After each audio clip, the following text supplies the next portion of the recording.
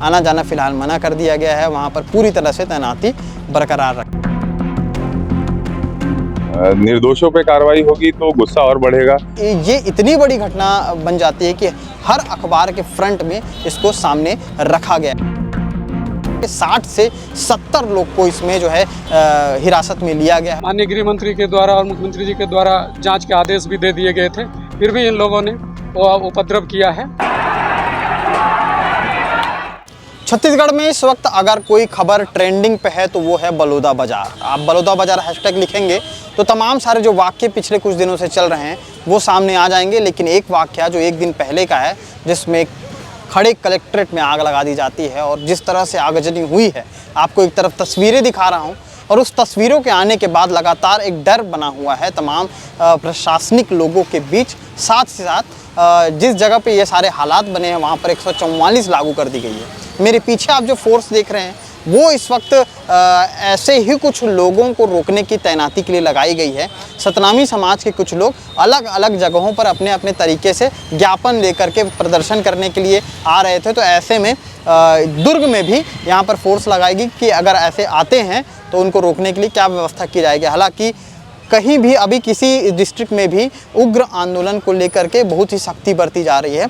ऐसे में 17 मई को एक वारदात होती है। वारदात ये हुआ था कि 17 मई के आसपास गिरौदपुरी जो गांव है, गुरु घासीदास जी की जन्मस्थली है और गिरौदपुरी काफ़ी पवित्र माना जाता है सतनामी समाज के लिए।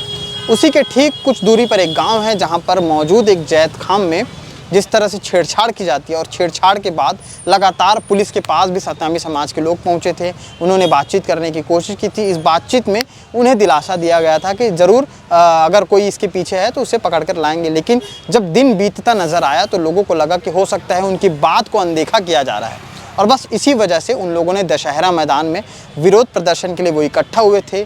लेकिन इकट्ठा होने के बाद आक्रोश इतना ज़्यादा बढ़ गया कि कल की तारीख में जिस तरह से 10 जून को जो है वहाँ पर कलेक्ट्रेट जला दिया जाता है और जो 25 पुलिस वाले जो थे वो घायल होते हैं। इसी के साथ साथ तमाम जो गाड़ियाँ थी, तमाम सारी चीज़ें जो है आगजनी में जली हैं, आगजनी में घटित हुई हैं, जिसको लेकर के प्रशासन जो है पुख्ता हो चला है, मुस्तैद हो चला है। ये भी बताया जा रहा है कि 60 से 70 लोग को इसमें जो है हिरासत में लिया गया है और पूछताछ की जा रही है कि ऐसे इनसे कनेक्टिविटी से जुड़े लोग आखिर कौन हैं इसके पीछे और क्या कुछ कारण था।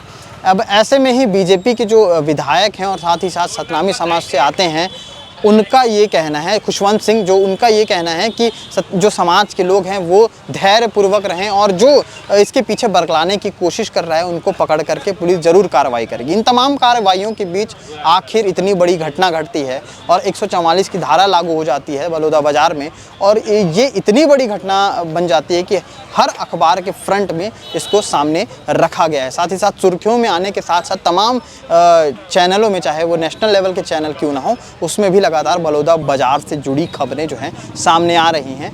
एसपी और तमाम ज़िले के अधिकारियों को भी वहाँ पर तैनात कर दिया गया है। वहाँ पर तमाम जो बड़े नेता हैं, चाहे वो डिप्टी सीएम हो, चाहे वो वहाँ के विधायक हो, तमाम लोगों ने वहाँ पर जा कर के लोगों से बातचीत करने की कोशिश की है। विजय शर्मा जो डिप्टी सीएम है, उन्होंने ये भी कहा है कि इससे पूर्व ये मामला आया भी था उनके पास और उन्होंने इस पर बातचीत की है। अब इस तमाम मसलों को लेकर के उनका एक जो भीड़ थी, भीड़ में जो मौजूद लोग थे सतनामी समाज के, उनका कहना है कि उनकी भावनाएं जो हैं वो, उनकी श्रद्धा जो है उस जैत खाम से जुड़ी हुई हैं और जैत खाम को लेकर के जिस तरह से हरकत की गई है उनकी भावनाओं को ठेस पहुंचा है। अब ऐसे में उन्होंने इसके पीछे इस कृत्य को जिसने अंजाम दिया है उसको लेकर के सीबीआई जांच की मांग की है। अब सीबीआई जांच की मांग को लेकर के लगातार वो इकट्ठा हुए थे दशहरा मैदान में, लेकिन इतना उग्र आंदोलन हो जाएगा और इस आंदोलन को इस तरह से उग्र बना दिया जाएगा कि वहाँ पर कलेक्ट्रेट जला दिया गया, भीतर के जो सामान थे वो जल गए, कई सारी सालों से रखी फाइलें थी वो जल गई। तो ये एक बड़ा मामला हो गया है और इस मामले में जैसा मैंने बताया कि 60 से 70 लोगों को हिरासत में लिया गया है। आगे और लोगों पर तहकीकात पुलिस कर रही है, इसलिए वहाँ पर किसी भी अन्य जो डिस्ट्रिक्ट से जो लोग जा रहे हैं उनको आना जाना फ़िलहाल मना कर दिया गया है। वहाँ पर पूरी तरह से तैनाती बरकरार रखी गई है। आगे क्या कुछ इस मामले पर अपडेट रहेगा, क्योंकि सेंसिटिव मामला है किसी की श्रद्धा से जुड़ा हुआ मामला है, जिसको लेकर के जो उग्र आंदोलन हुआ है। हालांकि आंदोलन होने के बाद जो सारी चीज़ें घटित हुई वहाँ पर, वो चीज़ें एक तरफ से लोग गलत बता रहे हैं। इसी तारतम्य में भिलाई के जो विधायक हैं देवेंद्र यादव, वो भी आंदोलन का हिस्सा बन करके वहाँ पर पहुँचे हुए थे। इसलिए पहुंचे थे कि जो भी चीज़ें हुई हैं, इसमें जो मांग की जा रही है उसको लेकर के उनका समर्थन करने के लिए वो बलौदा बाज़ार पहुंचे थे। लेकिन उन्होंने चूँकि उन्होंने बताया कि जैसे ही वो निकले वहाँ से बिल्कुल 1 घंटे के पहले ही वहाँ पर ये सारी चीज़ें शुरू हुई, आगजनी की घटना शुरू हुई। तो उन्होंने क्या कुछ बताया है वो भी बातचीत हम आपको दिखाते हैं। देखिए, कल सतनामी समाज का धरना था। धरने में समर्थन करने हम भी गए थे। धरने में से निकलने के बाद जब मैं रायगढ़ पहुंचा तो मैंने ये देखा, ये जानकारी प्राप्त हुई कि वहां पर आगजनी हो गई है और वहां पर बड़ी मात्रा में लाठीचार्ज हुआ है। देखिए, कानून की व्यवस्था बनाना प्रशासनिक अधिकारियों का काम है और प्रशासनिक अधिकारी इसमें अगर फेल होते हैं तो गवर्नमेंट को उनका पक्ष लेने के बजाय उनके ऊपर कार्रवाई करना चाहिए। लेकिन जिस तरीके से कार्रवाई हो रही है और जो हमारे पास सूचनाएं आ रही है, सतनामी समाज के बहुत सारे नेताओं का जिस तरीके से संपर्क आ रहा है और जो बातें कह रहे हैं, उससे ये प्रतीत होता है कि जो व्यक्ति वहां पर मौजूद नहीं था, जो व्यक्ति धरने पे गया था, जो व्यक्ति का पुलिस से झड़प नहीं हुई, ना उसका कोई बैरिकेड से लेना था, ना उसका कलेक्ट्रेट से लेना देना था, ऐसी युवाओं पे, ऐसे बुजुर्गों पे, ऐसी माताओं बहनों पे लाठीचार्ज हुआ और इसके बाद अब उनके ऊपर कार्रवाई भी की जा रही है। तो मेरा आपके माध्यम से सरकार से यही अनुरोध है कि इस मामले की जवाबदारी लेते हुए जो प्रशासनिक चूक हुई है उन पे कार्रवाई सबसे पहले कीजिए, ना कि निर्दोष लोगों को जेल में डालकर आप अपनी पीठ थपथपाइए। ये बिल्कुल गलत है और इस पे जो लोग इन्वॉल्व होंगे, असामाजिक तत्व के लोग, उन पर कार्रवाई होनी चाहिए। लेकिन हाँ, जब न्यायपालिका की बात होती है या न्याय की बात होती है, प्रशासनिक न्याय की बात होती है, तो निर्दोषों को भी कोठरी में भेजना उचित नहीं है। देखिए, ऐसा है कि सतनामी समाज शांति प्रिय समाज है, सतनाम के रास्ते पे चलने वाला है और मुझे लगता है कि प्रशासन को इस पे सचेत होकर जो भी जिम्मेदार लोग हैं उनसे बात कर चीजों को हैंडल करना चाहिए। देखिए, निर्दोषों पे कार्रवाई होगी तो गुस्सा और बढ़ेगा।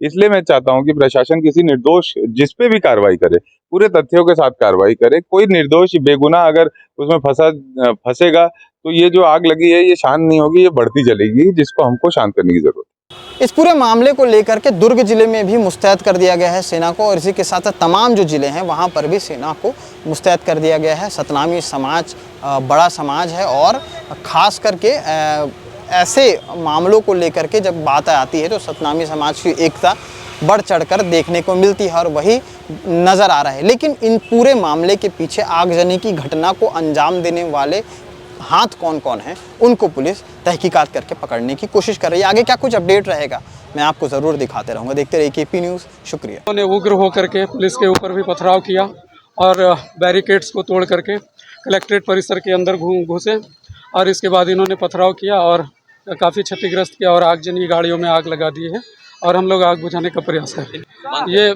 ये जो है एक उनके ऊपर, समाज के ऊपर की अत्याचार हो रहा है, इसीलिए वो लोग सभी एकत्रित हुए थे, जिसके ऊपर माननीय गृह मंत्री के द्वारा और मुख्यमंत्री जी के द्वारा जांच के आदेश भी दे दिए गए थे। फिर भी इन लोगों ने उपद्रव किया है और पूरी तरह से शांति को भंग किया है।